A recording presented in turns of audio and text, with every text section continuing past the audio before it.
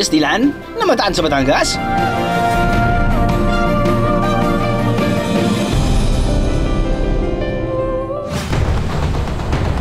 Makukulay at naglalakihang bantay sa isang bahay. Ang nagmamay-ari? Si iguana man! Mga jellyfish, kabanding sa swimming sa Surigao.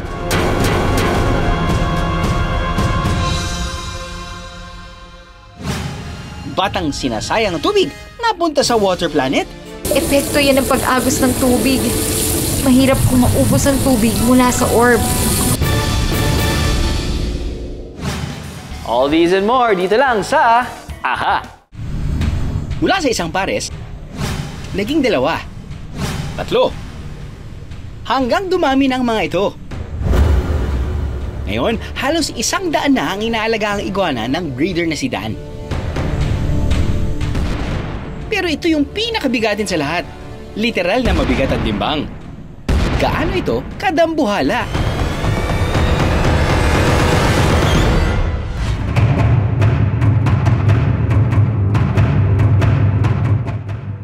Sa bahay na ito, mas marami pa raw mga hayop na nakatira kaysa sa tao. Dan!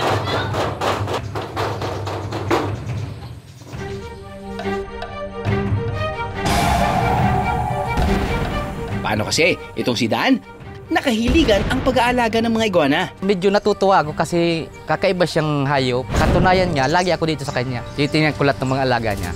Unang beses na nag-alaga si Dan ng iguana noong high school pa siya. Pero dahil bata pa at wala pang sapat na kaalaman tungkol dito, pansamantalang itinigil muna ni Dan ang pag-aalaga. Year 2021, naisipan ko ulit na mag-alaga. Kaya kumuha akong isang pares ng iguana at yun, dinagdagan ko pa ng isang pares. Unti-unti, natutuhan din niya ang tamang pagpapalaki at pag-aalaga ng mga iguana.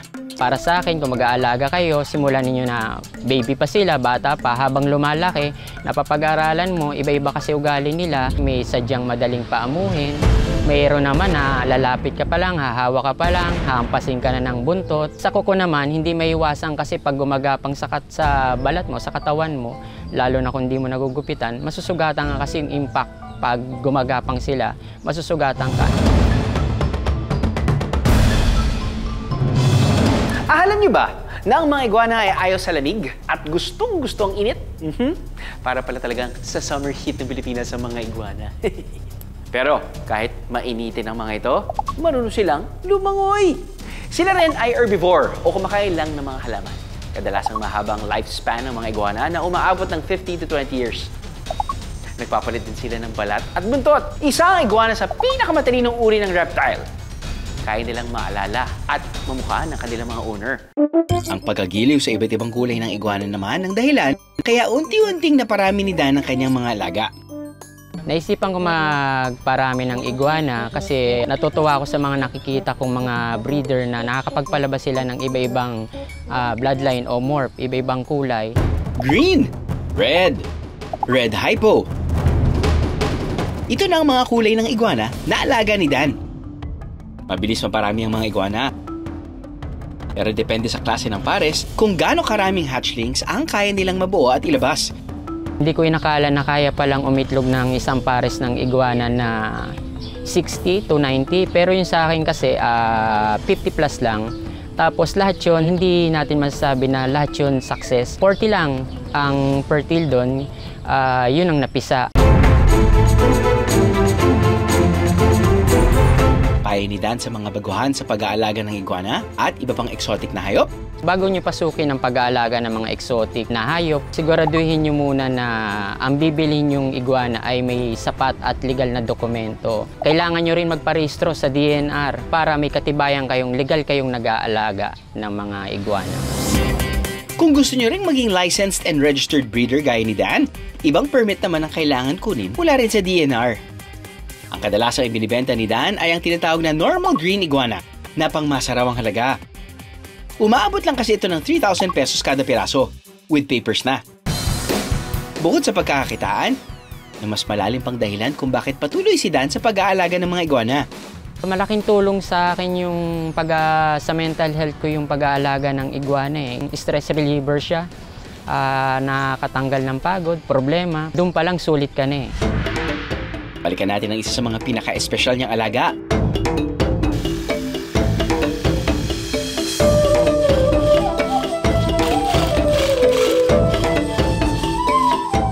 Ang pinakamalaki niyang iguana. May bigat itong halos 5 kilo. Sa haba nito, sinlaki na ng isang 7 taong gulang na bata. Walang katumbas na halaga ang paggawa ng mga bagay na nakapagpapasaya sa atin. Siguraduhin lang na legal at ligtas ang inyong paraan. Para sa huli, walang sisihan. Aha!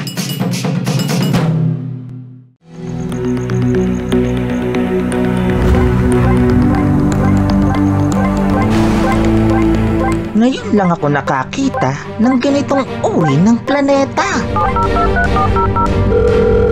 Hindi kayo maniniwala sa bagong natuklasan ng Space Telescope.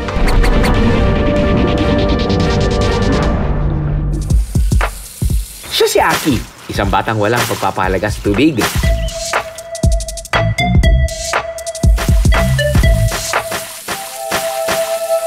Aki, tigilan mo yan. Ilang beses na kitang sinabihan na hindi mo dapat pinaglalaroan at sinasayang lang ang tubig. Mommy, marami naman ang tubig natin at hindi naman yan basta-basta mauubos. Aki, hindi unlimited resource ang tubig. Posible pa rin itong maubos kaya hindi natin ito dapat sinasayang. Nanonood ang mag-ina sa sala nang ibalita sa TV ang Space Discovery. Isang uri ng planeta ang nadiskubre na pinaniniwala ang isang water world. Kita mo yan, Aki? Imagine mo na lang yung mga creature na nakatira sa planetang yan.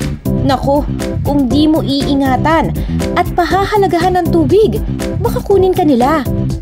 Isang hapon, habang naglalakad si Aki pag-uwi, may kakaiba siyang napansin sa kakayuhan.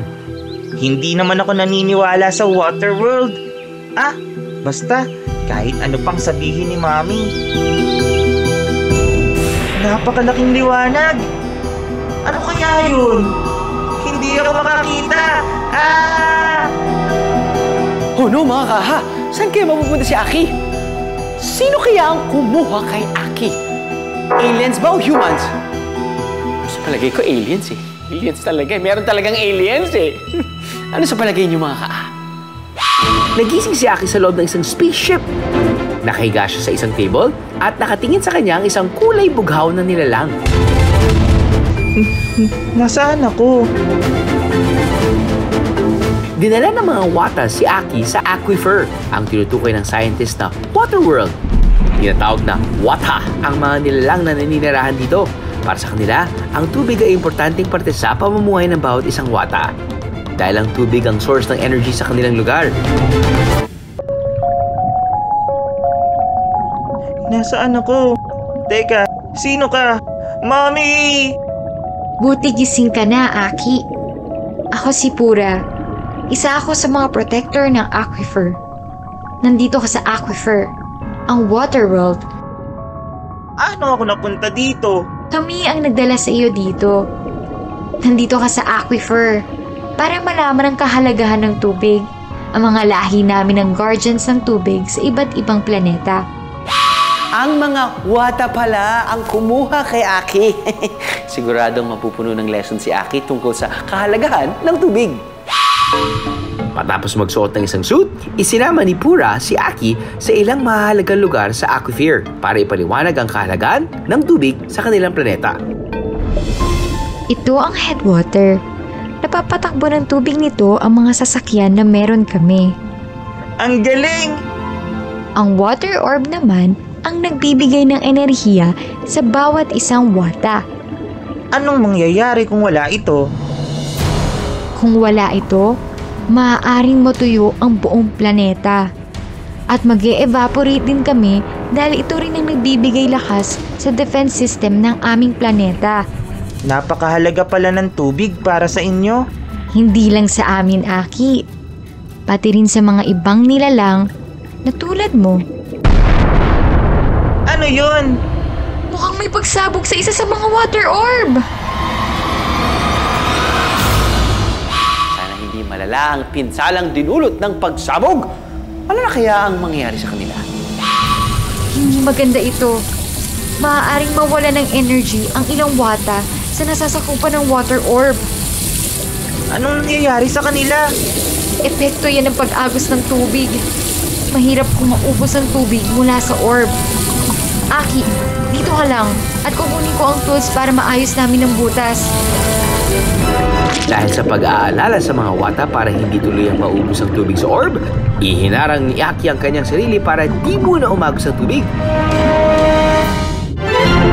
Hanggang sa dumating na si Pura at pinagtulungan nilang ayusin ang butas. Aki, salamat sa tulong mo sa mga wata. No problem, Pura. Salamat din. Dahil marami akong natutuhan sa inyo tungkol sa kahalagahan ng tubig. Mommy? Aki, saan ka nagpunta? Ang tagal mong nawala. Ang alam ko po, may nakita akong liwanag. Pahingi po ng tubig. Hindi man malinaw sa alaala ni Aki ang water world, tumatak naman sa kanya ang kahalagahan ng tubig. Simula noon, lagi nang isinasara ni Aki ang gripo pagkatapos ito gamitin. At hindi na rin niya pinaglalaruan ng tubig. Mas maingat na rin siya na hindi magsayang nito. Alam niya na kung sa kanila, isang parte lang ang tubig sa kanilang buhay, ang kawalan naman ito para sa iba ay maaring magdulot ng peligro at pumatay ng sanlibutan. Sana may natutuhan kayo sa kwento ni Aki, guys. Ika nga nila, water is the driving force of all nature. Mga kaha, drink your water muna, ha? Mala Disneyland daw ang feels na natagpuan naming theme park sa Batangas. Sa lawak nitong 6 hectares, mag-feeling prince and princess daw ang mga bibisita rito? How true!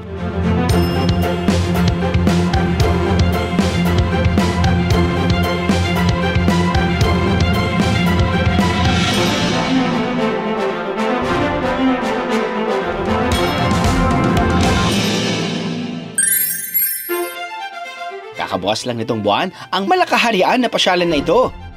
Ang sigaw nila, sila raw ang first biggest immersive theme park in the Philippines. Makikita rito ang naglalakihang kastilyo na gaya ng mga nasa children's books at pelikula. May bonus pang overlooking view ng Taal Lake mula rito. Hear ye, hear ye! Nag-imbita ang kaharian ng mga prinsesa from far, far away. Kaya naman ang Castle Princess na ito, Gina agad. From Castle Princess, Passenger Princess na muna siya. Mula sa Tanawan Municipal Hall, 10 minutong biyahe lang via tricycle at hindi via karwahe, mararating na ang kaharian.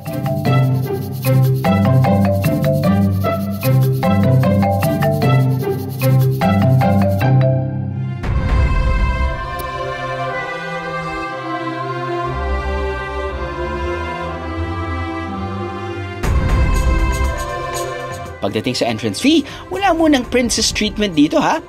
1,500 pesos ang entrance fee. May 2 kaharian sa loob ng theme park. Kada castle ay may iba't ibang attractions sa loob na pwedeng ma-experience. Ika nga, when the cat is away, the mice will play. At dahil wala naman si Evil Stepmom, pumayo ka muna at mag-enjoy, Castle Princess! Ay! Mga kaahap, dito raw muna tayo sa Castle Studio. Tara!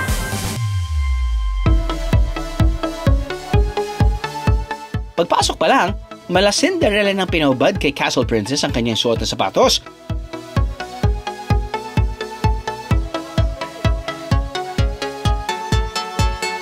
What? May baha sa kaharian?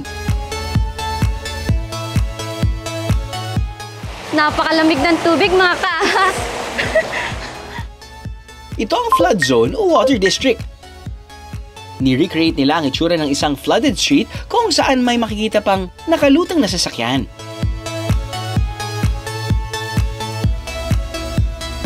So far, na-enjoy ko siya dahil sa sobrang init ng panahon. Dito sa loob ay napakalamig. Sa pag-iikot sa iba pang attractions sa Studio Castle, hindi na kailangan magsapatos at magsusuot lang ng medyas. Isa ring paraan ito para mapanatili ang kalinisan sa kaharian.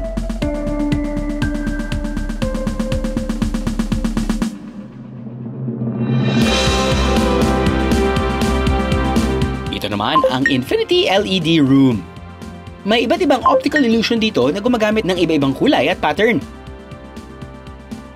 Kung minsan, nalilin lang tayo sa nakikita ng ating mga mata,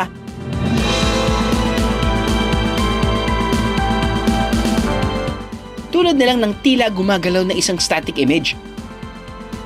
Medyo nakakalito ang daan dito sa optical illusion.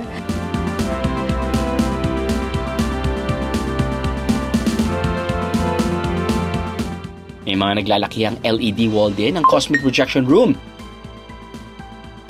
Iba-ibang visual images at videos ng outer space ang makikita nyo rito. Ang Castle Princess nyo, pagod na. Saktong next attraction.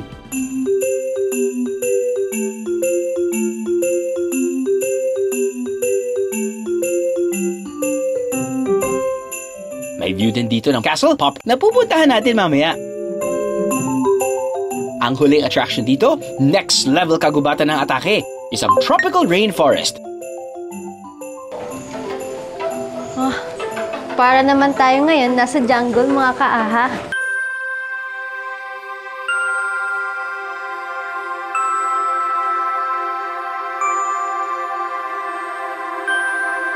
Kung medyo chill lang ang Castle Pop, sa Studio Castle naman, mas interactive ang amenities.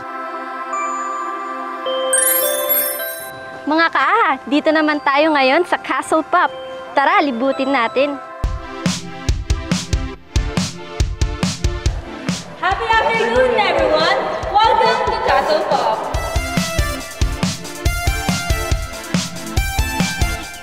Sa kanilang J-Theater, pwedeng manood ng animated short film.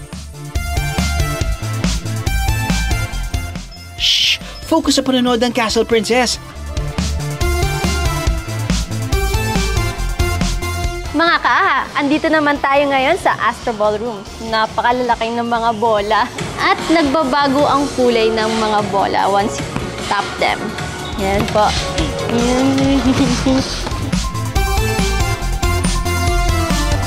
Nakaka-relax na medyo ma-action ba ang hanap nyo? Well, sa room na ito, best of both worlds ang makukuha nyo.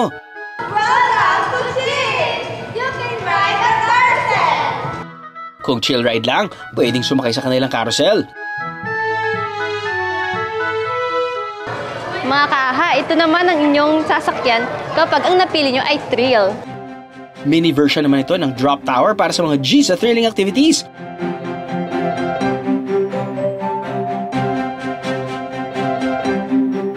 Ilabas ang naitatagong dance move sa kanilang disco room.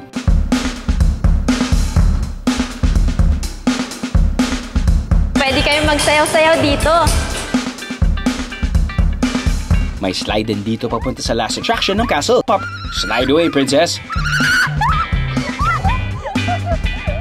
And last but definitely one of the most fun attractions, ang giant rubber ducky room. Umaabot ng 35,000 rubber balls and rubber duckies ang inilagay nila rito.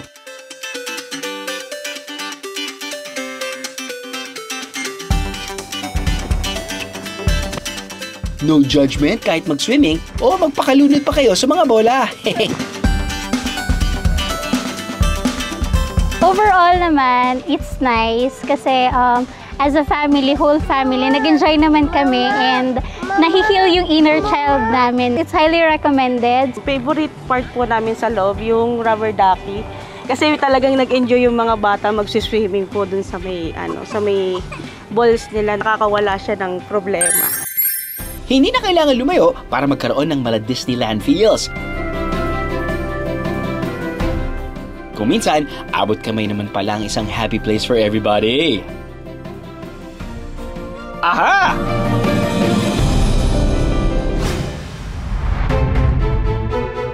Mahahali na kayong pagmasdan ng mga jellyfish dahil sa cute nilang itsura. Pero something smells fishy. Dahil hindi lahat sila, pwede nating makahalubilo. Hindi lang mapanakit, Isang bata ang pumanaw sa Palawan dahil sa dikya o jellyfish. Posibleng makapatay pa? Try pa rin po kami mag-ride. Nagbigay po kami ng gamot ng CPR para mag-revive sana yung bata. Pero unfortunately, hindi na po nahapon. Pero ano naman kaya ang meron sa mga jellyfish na ito sa Surigao? Dahil ang mga turista, sumusubok pang makiswimming sa mga ito.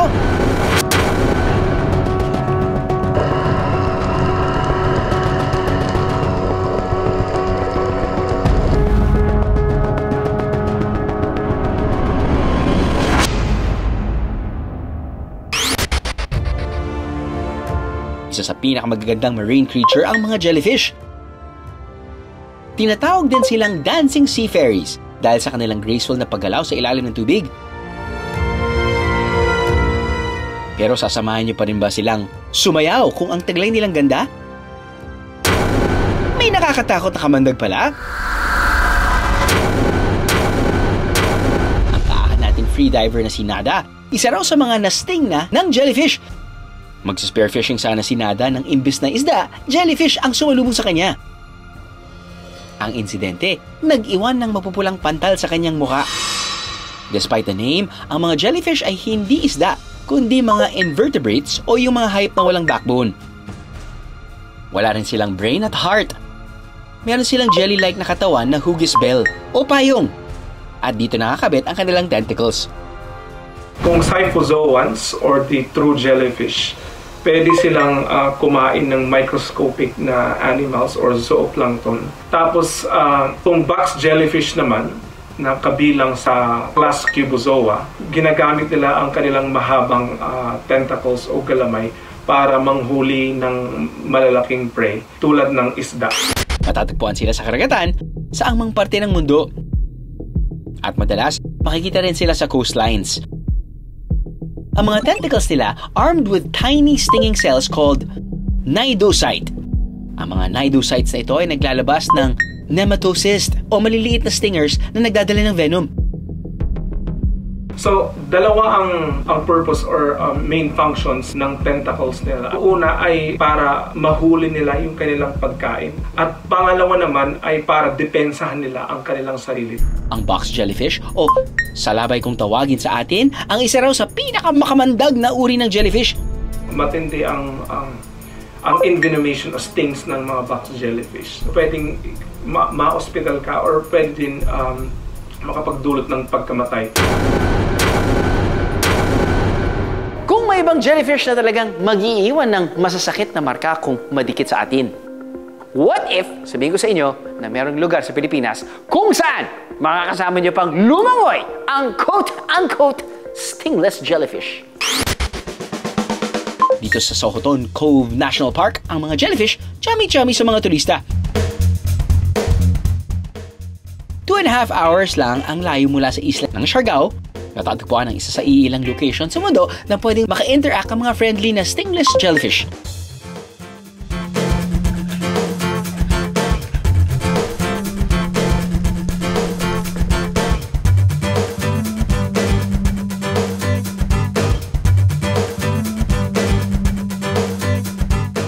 Isa sa mga nakiswim na sa mga dikya rito ang vlogger na si Jared Azul, kasama ang wife niyang si Rachel na dumayo para mula Legazpi, Albay. Pumunta kami sa Siargao last year, April 2023. Wala kaming idea na merong sanctuary ng mga jellyfish sa Siargao kasi ang expectation namin is yung mga magagandang beach at saka yung surfing. Tsaka yung idea namin sa sanctuary, parang mga fish sanctuary. Pero yung ma-imagine kung ano yung itsura ng jellyfish sanctuary, parang first time. Alam na alam nila pag may dalaw sila.